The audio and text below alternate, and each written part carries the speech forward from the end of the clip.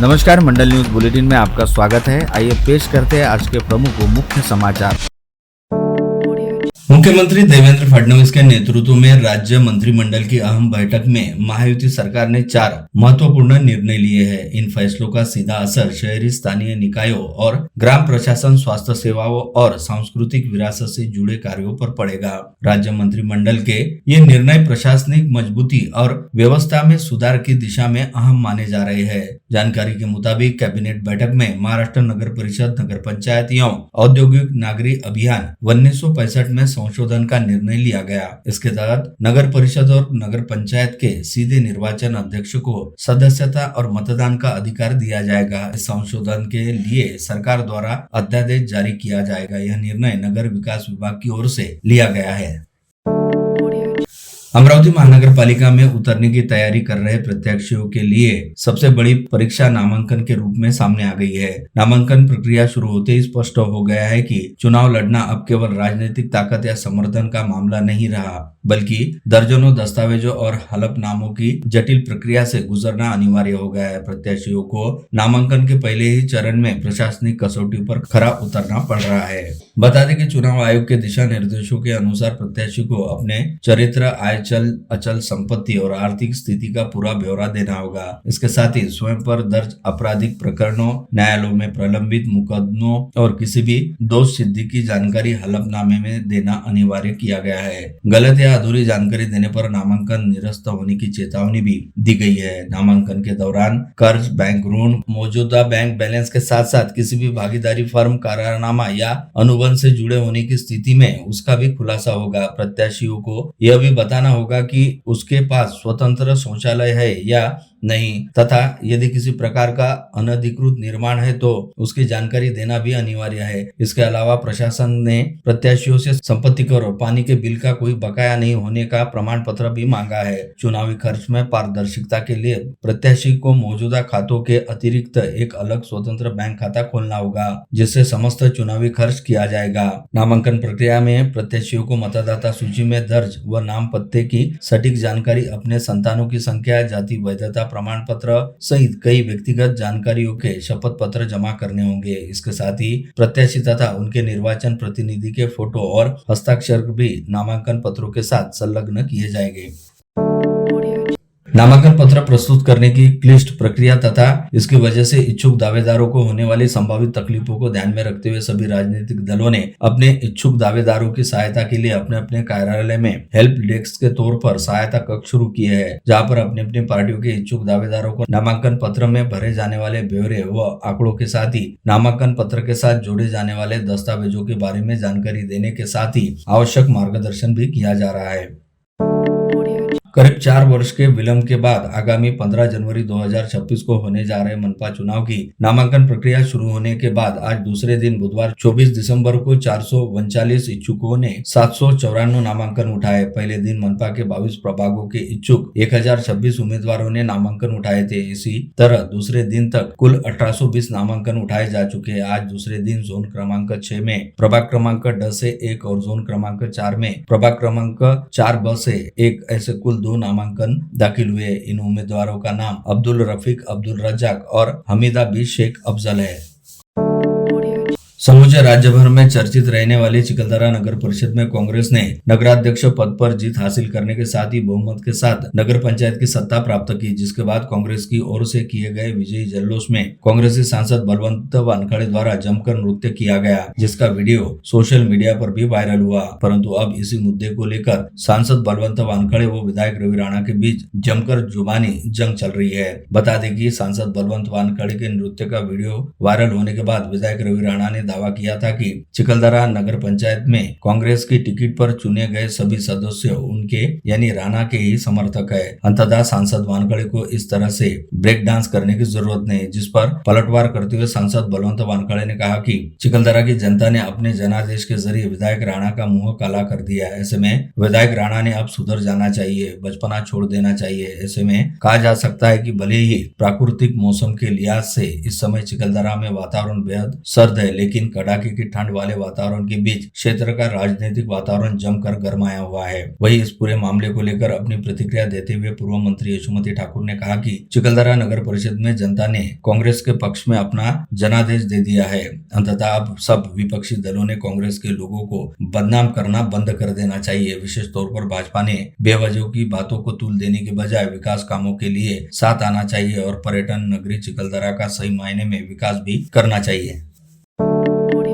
हाल ही में हुए नगर परिषद व नगर पंचायत के चुनाव में भाजपा ने राज्य के राजस्व मंत्री और जिला पालक मंत्री चंद्रशेखर बावनकुले के नेतृत्व तले अमरावती जिले में जबरदस्त व ऐतिहासिक जीत हासिल की, जिसके चलते भाजपा के समर्थन में रहने वाली युवा स्वाभिमान पार्टी के संस्थापक अध्यक्ष व भटनेरा निर्वाचन क्षेत्र के विधायक रवि राणा ने इस ऐतिहासिक जीत के लिए भाजपा नेता व मंत्री चंद्रशेखर बावनकुले का पुष्पगुच्छ देकर स्वागत किया।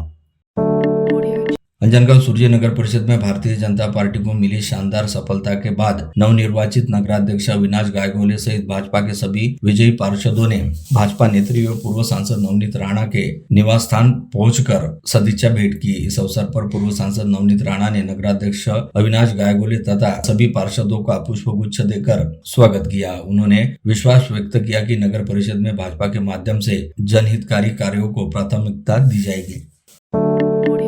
भाजपा नेता और पूर्व सांसद नवनीत राणा एक बार फिर अपने विवादित बयान को लेकर चर्चा में है। हिंदुओं से 3-4 बच्चे पैदा करने की अपील करने वाले उनके बयान पर अल्पसंख्यक आयोग के अध्यक्ष प्यारे खान ने तीखी प्रतिक्रिया दी है। उन्होंने कहा कि दूसरों को उपदेश देने से पहले नवनीत राणा को इसकी शुरुआत अपने घर से करनी चाहिए। प्यारे खान ने कहा कि यह नवनीत राणा के व्यक्तिगत विचार हो सकते हैं, लेकिन पूरे मुस्लिम समाज पर आरोप लगाना गलत है। उन्होंने कहा कि देश का मुस्लिम समाज शिक्षित है और परिवार नियोजन को लेकर जागरूक है। 19 बच्चे पैदा करने जैसी बातें पूरी तरह निराधार है। आज कोई ऐसा नहीं करता। राष्ट्रवादी कांग्रेस शरद पवार ने अमरावती महापालिका हेतु भारतीय कम्युनिस्ट पार्टी फॉरवर्ड ब्लॉक और रिपब्लिकन पार्टी खोरीपा के साथ गठजोड़ कर चुनाव लड़ने का ऐलान किया। आज दोपहर मराठी पत्रकार भवन में आयोजित पत्रवार्ता में उपरोक्त दलों के नेताओं ने यह ऐलान कर अमरावती मनपा के विकास का लक्ष्य सामने रखकर चुनाव लड़ने की बात कही।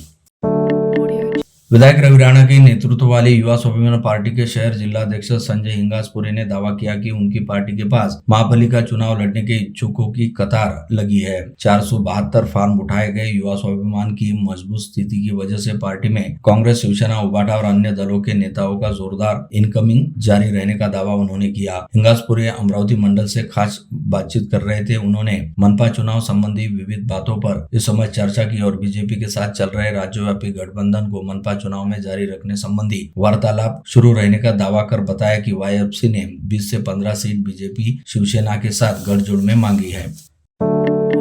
प्रजातंत्र के बड़े उत्सव में नाना प्रकार के वाक्य देखने सुनने मिलते हैं। ऐसे में ही चिल्लर सिक्के लाकर जमानत राशि अदा करने के बहुत से किस्से अनेक चुनाव में देखे गए। ऐसे में मंगलवार से शुरू हुए अमरावती महापालिका के आम चुनाव के नामांकन हेतु राजापेट कार्यालय में प्रभाग क्रमांक 12 विवेकानंद कॉलोनी बेलपुरा के प्रत्याशी ने नामांकन के 1000 रुपए भी सिक्के के रूप में जमा करवाए। प्रत्याशी का नाम ज्योति सुभाष श्रीखंडे बताया गया है। वे दर्जनों कार्यकर्ताओं को लेकर नामांकन लेने के लिए पहुंची थी। बता दें कि पहले ही दिन 1026 नामांकन सभी 22 प्रभागों हेतु इच्छुकों ने खरीदे थे। आज दूसरे दिन भी काफी संख्या में इच्छुक फॉर्म उठाने विभिन्न जोन कार्यालय पहुंचे थे। जिले के भातकुली, दरियापुर और अचलपुर तहसील अंतर्गत आने वाले 2 ग्राम पंचायत में सरपंच और 3 ग्राम पंचायत में उप सरपंच पद के लिए सोमवार 29 दिसंबर को मतदान होगा। जिलाधिकारी आशीष चेरेकर ने यह चुनावी कार्यक्रम घोषित किया। जानकारी के अनुसार भातकुली तहसील के नांदेड़ खुर्द व दरियापुर तहसील के लोतवाड़ा ग्राम पंचायत के सरपंच को अपर आयुक्त के आदेश पर 10 अक्टूबर को अपात्र घोषित किया गया था, जिसमें नांदेड़ खुर्द का सरपंच पद अनुसूचित जाति महिला के लिए आरक्षित है और लोतवाड़ा का सरपंच पद सर्वसाधारण महिला के लिए आरक्षित है। इसके साथ ही लोतवाड़ा के सरपंच, घड़ा ग्राम पंचायत के उप सरपंच व अचलपुर तहसील के वासनी बुद्रुक के उप सरपंच पदों ने अपने पद से इस्तीफा देने से यह पद रिक्त था, जिससे 4 ग्राम पंचायत की सोमवार 29 दिसंबर को विशेष सभा बुलाकर यह रिक्त सरपंच व उप सरपंच पद का चुनाव करवाया जाएगा। स्थानीय हिंदू स्मशान भूमि मोक्षधाम में महर्षि वाल्मीकि की प्रतिमा हटाए जाने से वाल्मीकि समाज के लोग काफी नाराज हो गए थे। उन्होंने आज दोपहर वहां पहुंचकर अपना विरोध दर्ज किया। महर्षि वाल्मीकि की प्रतिमा का ससम्मान और पूरी तरह से सुरक्षित स्वरूप में संस्था के कार्यालय में रखी गई है। हो सकता है कि मूर्ति स्मशान भूमि परिसर में अन्यत्र स्थापित की जाए। राजापेट बस डिपो परिसर में पिछले कुछ दिनों से यात्रियों के पर्स चोरी होने और महिलाओं के आभूषण चोरी होने की घटनाओं में बढ़ोतरी हुई है। पुलिस द्वारा इस पर तत्काल उपाय योजना करने की मांग की जा रही है। बदमाशों का इसी तरह का शिकार हुआ अमरावती के दिलीप कुलकर्णी ने बताया कि हाल ही में वे राजापेट बस डिपो से यवतमाल की तरफ जाने के लिए पहुंचे थे। यवतमाल की तरफ जाने वाली बस में बैठते समय अज्ञात चोर ने उनकी जेब से 10,700 रुपए निकाल लिए। संदिग्ध लगने वाला युवक वहां से भाग जाने के कारण उसी पर संदेह ढह गया, ऐसा उन्होंने कहा। जेब कतरों का बंदोबस्त करने की मांग उन्होंने की।